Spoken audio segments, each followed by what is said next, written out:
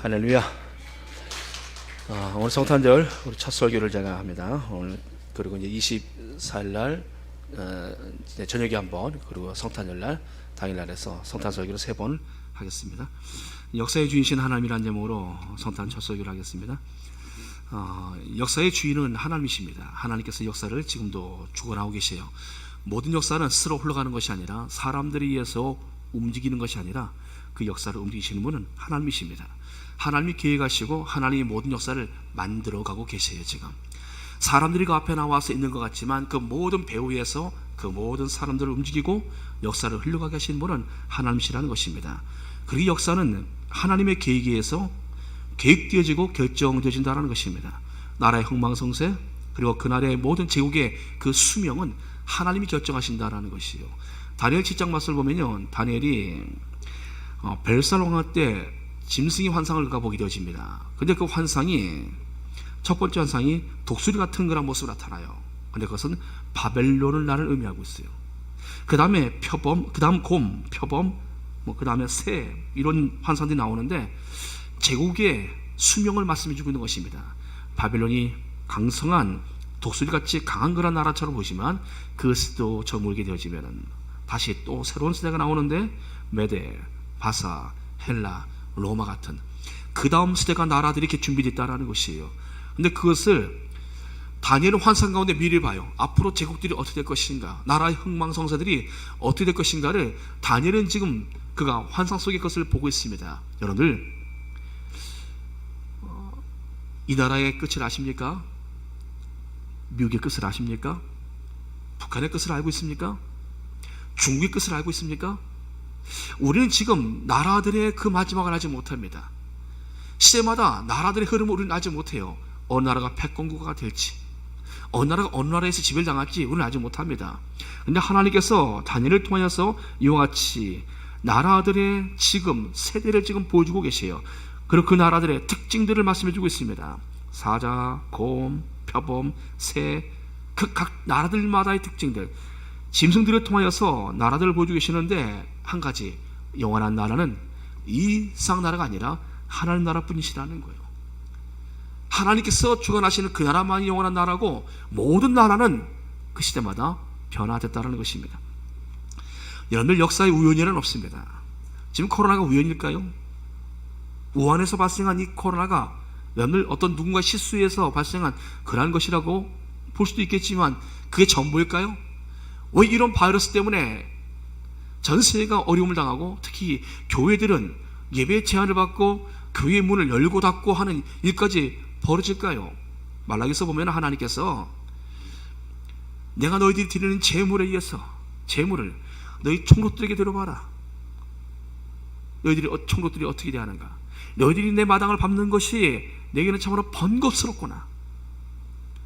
우리 주님께서 그들을 보고서 하시는 말씀이에요. 이스라엘 백성들이 드린 형식적인 예배, 형식적인 드림을 보고서 우리 주님께서 그것을 아예 누가 내 성전문을 닫았으면 좋겠다라고 말씀까지 하십니다. 네, 여러분, 우리 교회들 문이 막 닫히고 있잖아요. 우리가 이 부분에서 나라에 대해서 뭐라고 할 것이 아니라 먼저 우리가 하나님 앞에 어떻게 예배자로 살았는가, 우리가 어떻게 예배를 드렸는가를 우리가 살펴봐야 한다는 것이죠. 하나님이 오죽하셨으면 하나님께서 예배를 하나님께서 이렇게 하셨을까라고 우리 생각을 해야 된다는 것입니다. 나라가 어떻게 돼서 이렇게까지 할 수 있냐라고 말할 수 있겠지만 더 중요한 것은요, 우리가 어떻게 하나님 예배 드렸는가를 살펴봐야 한다는 것입니다. 사랑하는 여러분들, 성경은 사실을 역사적으로 증명해 주고 있어요. 사람들은 증명돼야 믿으니까요. 그렇지 믿지 않지 않습니까? 그러니까 하나님은 보이지 않지만 하나님께서 보이지 않으신 하나님께서 보이는 것들을 통해서 하나님은 자신을 증명해 보여주고 계십니다. 성경은 그래서 우리에게 하나님이 어떤 분인가를 증명해 보여주시는 책이에요. 오늘 여러분들 본문에 그때라고 시작합니다. 그때 가에서 아구스도가 영을 내려, 그때가 어느 때입니까? 바로 1장에 있는 사가랴의 제사장 사가랴의 아내 엘리사벳이 아이를 가져요. 할머니가 아이를 가져요. 그 두 번째 이어서 6개월 뒤에 마리아가 또 아이를 갖습니다. 동정녀 마리아가 아이를 갖고 할머니가 아이를 갖고, 이 그런 시대의 지금 모습을 지금 누가는 이 두 여인의 잉태의 모습을 통하여서 또 하나 그런 가운데 또 황제가 또 칙령을 내려서 그들이 움직이게 만들어요. 이 배후에 누가 있는가를 지금 누가복음은 지금 그것을 말씀해 주려고 이렇게 차례대로 지금 기록해 주고 있는 것이에요. 여러분들, 사가랴가 감옥에 그 성소에 들어가서 제사를 드려놔서 번뇌가 되어져요. 말을 못해요. 그가 거기서 천사로부터 이와 같은 그 예언을 받습니다. 내 아내가 아이를 가질 것이다. 엘리사벳이 잉태할 것이다 라고 그가 그런 말씀을 받아요. 아니, 엘리사벳이 평생 아이를 가져오지 못한, 임신하지 못한 여인이고 지금 할머니가 돼 있는데 젊은 날 같으면 모르겠어요. 근데 지금 나이 많아 할머니가 되셨는데 아이를 주시겠다고 말씀하십니다. 여러분들, 그거를 사가랴가 어떻게 믿을 수 있겠습니까? 그리고 아이 이름까지 주셨어요. 요한이라 이름까지. 그리고 나와서 보니까 사람들이 재상에 입이 막혀 있어요. 사람들이 볼 때는 그가 무슨 성소에서 무엇을 봤나 보다 라고 생각을 합니다. 그게 그가 감히 말도 못하고 있는 거 아니겠는가? 사가랴가 몸짓으로 그들에게 말합니다. 몸짓으로. 어떻게 몸짓을 말했을까요? 하지 않았을까요? 나의 아내가 임신을 한대요 라고 말하지 않았겠습니까? 사람들이 이게 되겠어요? 아, 하나님께서 우리를 이제 배불리 해주시나 보다, 이제 도와주시나 보다 생각하겠죠. 사가랴가 아니라고 말했을 것입니다. 그게 아니라 이러지 않았겠습니까? 아, 이제 때가 되면은 배에서 애가 나올 것이라는 말인데 사람들이 볼 때 그렇게 어떻게 생각하겠습니까? 아, 이제 로마를 쪼개시고 하나님께서 우리를 자유케 해주시나 보다. 그게 아니라고 뭐 이렇게 하지 않았겠습니까? 그때 사람들이 어떻게 해석했겠어요, 여러분들? 아, 이제 우리에게 하나님께서 놀라운 일들을 보여주시겠구나라고 여러분들 몸짓으로 사가랴가 그렇게 표현하지 않았겠습니까? 사람들이 그걸 이해하지 못했어요. 근데 여러분, 더 놀라운 것은요, 사가랴가 자신의 아내의 임신의 사실에 대해서 실제로 엘리사벳이 아이를 갖게 되어져요. 할머니가 아이를 갖습니다.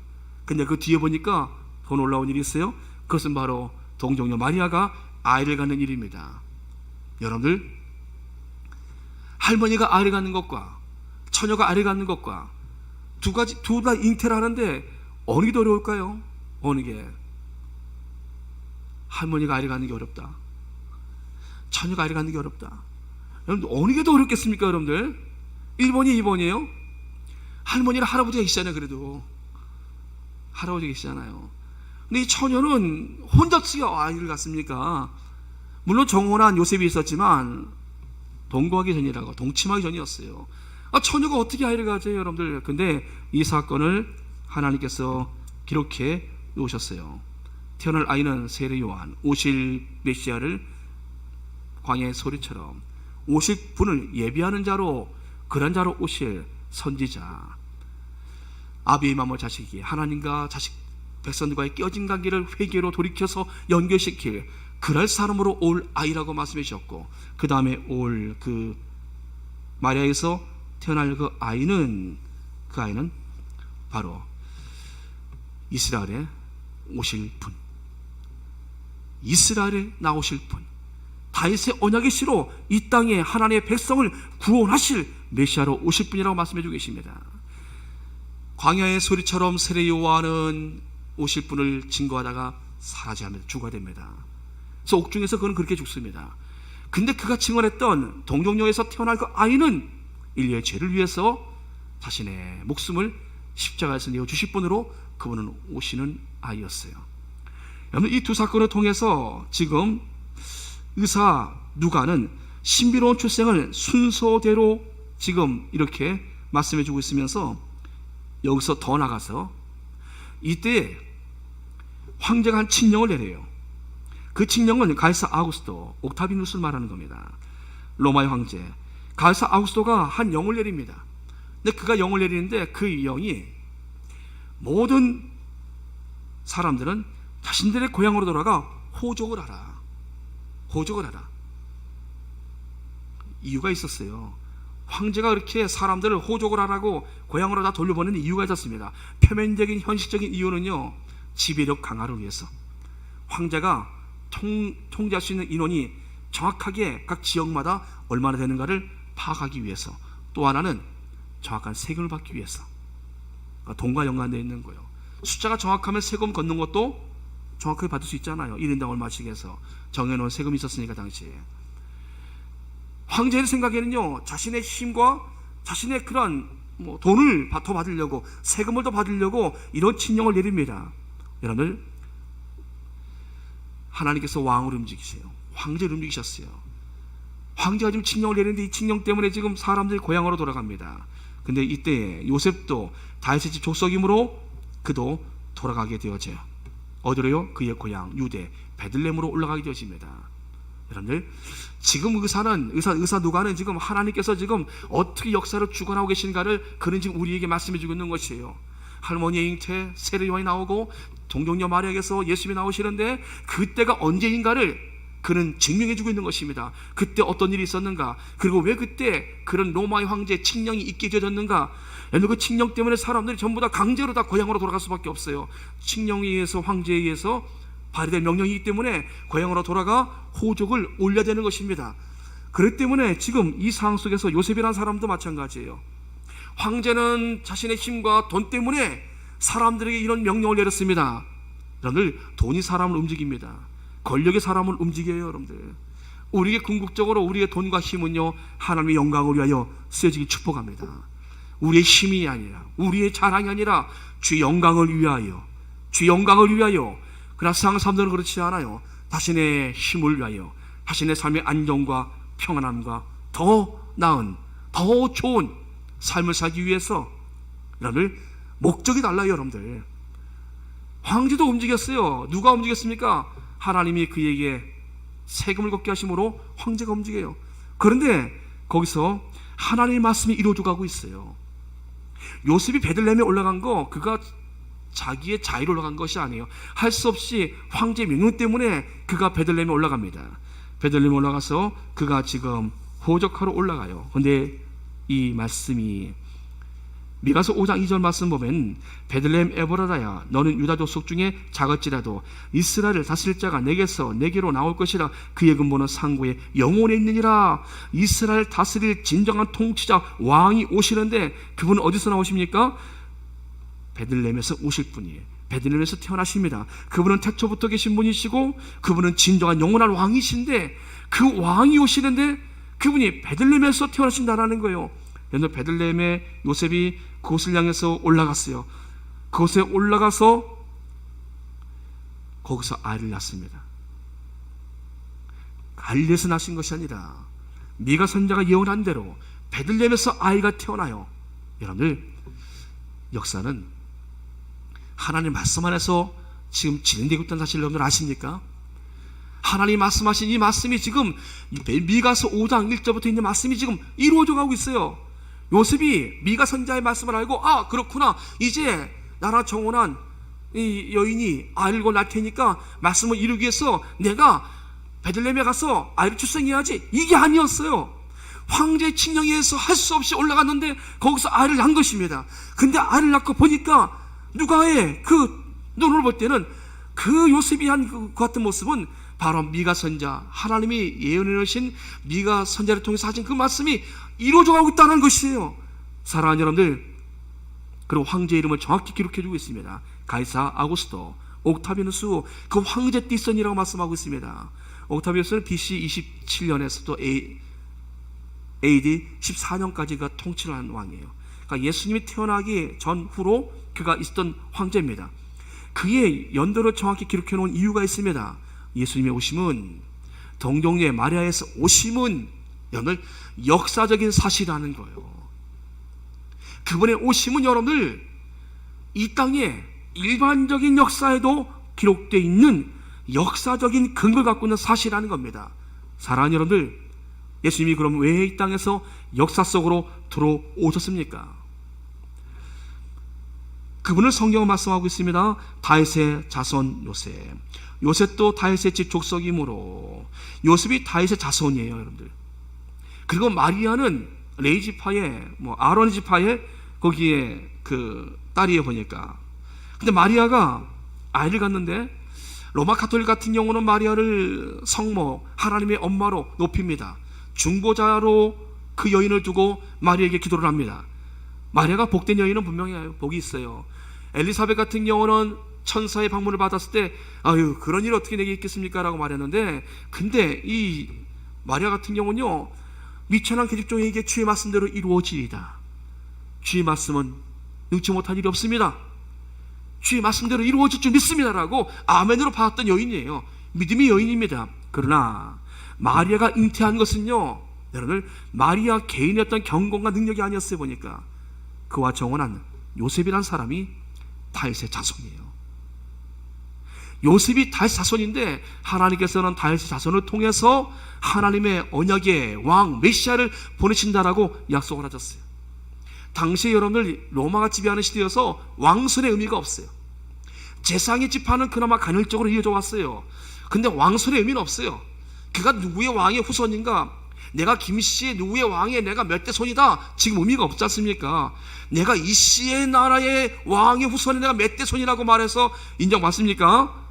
여러분 지금 그런 인정 우리가 하지 않지 않습니까? 당시 로마 시대에도 누가 그가 왕의 후손이가 돼서 인정하지 않고 관심도 없을 때예요. 근데 하나님께서는 말씀하셨어요. 다윗의 자손을 통해서, 다윗아 너의 몸을 통해서 나실 분이 오실 터인데 그가 바로 언약의 인류를 구원할 메시아가 오실 거라는 것을 하나님이 언약의 씨를 말씀하셨어요. 약속의 자손을 주신다고 말씀하셨습니다. 메시아가 오시는데 누굴 통해서 오십니까? 여러분들 다윗의 후손, 바로 요셉이 다윗의 후손이에요. 그래서 요셉을 통해서 하나님은 요셉과 정혼한 마리아에게 하나님은 약속대로 그 메시아를 보내주신 것입니다. 그러면 여기서 하나님의 구속의 역사가, 구원의 역사가 마리아를 통해서 집중돼서 된 것이 아니라는 겁니다. 다윗의 자손이 요셉이 있었기 때문에, 요셉 때문에 마리아에게 하나님은 그 씨를 주셨다라는 것이에요. 그러면 어떻습니까? 마리아가 성모라면 여러분들 요셉은 성부가 되어져야 되는 거예요, 여러분들. 근데 요셉은 별로 관심 없잖아요. 마리아는 굉장히 추앙을 하면서 성경을 잘 봐야 됩니다. 여러분들 하나님께서 사람들의 관심도 없고 사람의 주목도 받지 못하는 이 요셉이라는 사람, 그러나 하나님의 눈은 찾으셨어요. 누가 다윗의 자손인가를 하나님은 찾으셨고 그에게 하나님께서는 약속하신 말씀을 지금 이루어주고 계시다라는 겁니다. 결국 여러분들 동정녀의 탄생, 그리고 세례 요한의 오식, 세례 요한의 그리고 출생, 그리고 지금 황제의 칙령으로 해서 베들레헴에 올라오는 이 사건들, 그리고 다윗의 자손에서 지금 이와 같이 하나님 언약의 씨가 나오는 이 모든 사건들 기억하십시오. 이 모든 것들이 말씀 안에 다 주어져 있다는 것이에요. 말씀 안에 이미 예언되어 있었고 그 말씀이 지금 이루어져 가고 있음을 우리에게 보여주고 계시다는 겁니다. 사랑하는 여러분들, 오늘 이 역사는 누가 주관하고 있습니까? 잘못된 법이 때로는 통과될 때가 있었어요. 그래서 그 법을 향해서 싸웠던 수많은 순교자들이 있습니다. 다니엘과 그의 세 친구 같은 경우는요, 당시 잘못된 법 때문에 사자굴에 들어가고 풀무불에 들어가고 막 그렇습니다. 잘못된 법에 의해서 산파들은요, 애굽의 바로가 이스라엘 남자애가 태어나면 죽이고 여자애는 살리거나 했던 그 명령 지키지 않았습니다. 우리가 나라의 법에 협조하고 나라의 법에 우리가 순응하며 국가 지도자를 위해서 기도하는 것은 우리의 의무이기도 합니다. 그러나 잘못된 하나님을 대적하는 법이 생기게 되어지면은 순교해야 되는 거예요. 그때는 순교해야 되는 겁니다. 그때가 우리가 순교할 때가 온 것입니다. 할렐루야. 영을 잘못된 법에도 순응하도록 하나님 두지 않으셨다는 것이에요. 지금 아우스 영은 잘못된 법은 아니에요. 그러나 이 법을 하나님은 통하여서 지금 하나님의 약속의 말씀이 이루어져 있음을 우리에게 보여주고 있는 사실. 코로나 때문에 여러분 사람들이 힘들어합니다. 교회들이 많이 힘들어요. 교회만 어렵습니까? 사람들이 다 어려워합니다. 다 힘들어하고 있습니다. 얼마나 우리 인간들이 교만했습니까?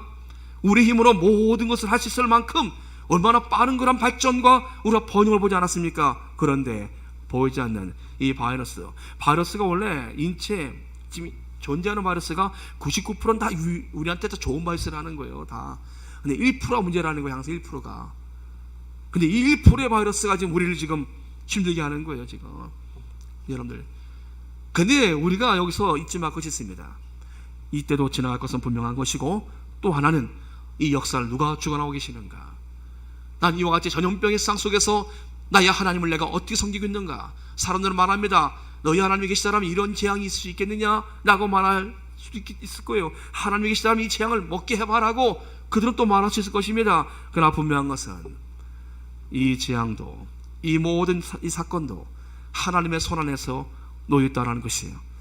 하나님 역사 속에 벗어난 일이 없다라는 것입니다. 다만 그 가운데 놓였을 때 우리는 다만 이해하지 못할 뿐이에요. 요셉이 지금 자신이 베들레헴에 올라가서 호적을 한 이 사건을 이해하지 못하고 있지 않습니까? 황제가 칙령을 내린 것 이해하지 못하고 있지 않습니까? 사랑하는 여러분들, 우리가 또 한 가지 눈여겨볼 것이 있습니다. 그것은 바로 예수님께서 태어나신 그 자리입니다. 아들을 낳았는데 호적하러 올라갔는데 그 자리에서 아이를 낳았어요. 여간이 없어서 강보로 싸서 말 구유에 누입니다. 하나님의 아들이신 예수님께서, 이 땅에 왕으로 오시는 그 예수님께서 진정한 통치자, 창조 때부터 계셨던 그 하나님이신 그 성자 예수님이 이 땅에 오셨는데 그분의 누우신 자리가 말 구유예요. 너무나 초라해요. 너무나 작아요. 사랑하는 여러분들, 그래서 사람들의 주목을 받지 못한 거예요. 사람들의 관심도 없는 것이, 하나님의 나라는 겨자씨와 같아서. 그러나 이 겨자씨가 심겨져 자라면은 모든 나무보다 더 커서 거기에 새들이 와서 깃든다라고 말씀하십니다. 하나님의 나라는 너무나 작게 시작되어져요. 그래서 여러분, 사람들이 관심을 받지 못합니다. 그러나 그 작은 것을 통해서 하나님께서는 여러분들, 이 작은 게 아니에요. 보니까 예수님이 태어나신 이 모습이 너무나 작습니다. 그러나 이 작은 이분의 모습이 작지가 않아요. 이분이 세운 나라는 지금도 남아있어요. 지금도 그분을 예배하는 전 세계 교회들이 지금도 남아있습니다. 그리고 그분을 나의 주, 나의 하나님으로 믿는 수많은 성도들이, 그분의 나라의 백성들이 지금 전 세계 지금 얼마나 많은 줄 아십니까? 작지가 않아요. 작기 시작하지만 작지가 않습니다.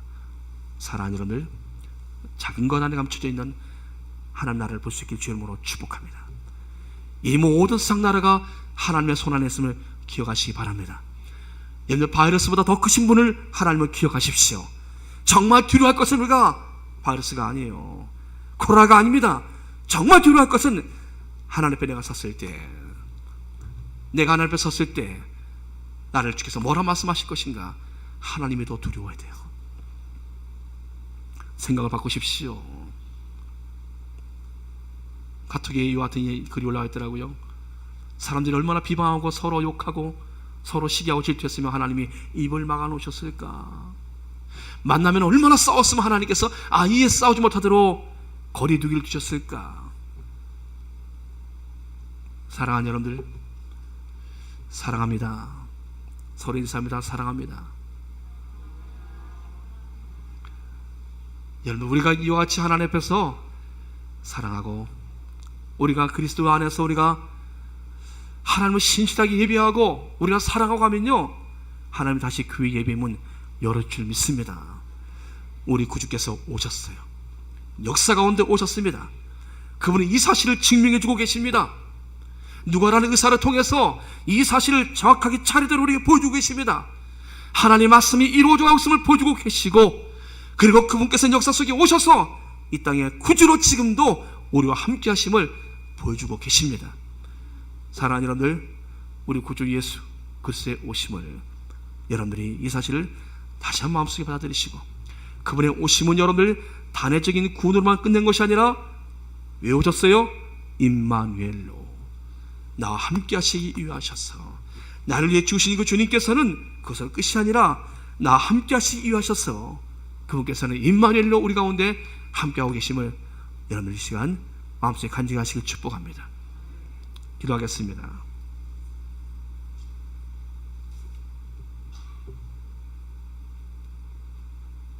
전능하신 아버지 하나님, 역사의 수레바퀴를 돌리시는 하나님께서 그 모든 것들이 말씀 안에서 이루어져 가고 있음을 우리에게 보여주고 계십니다.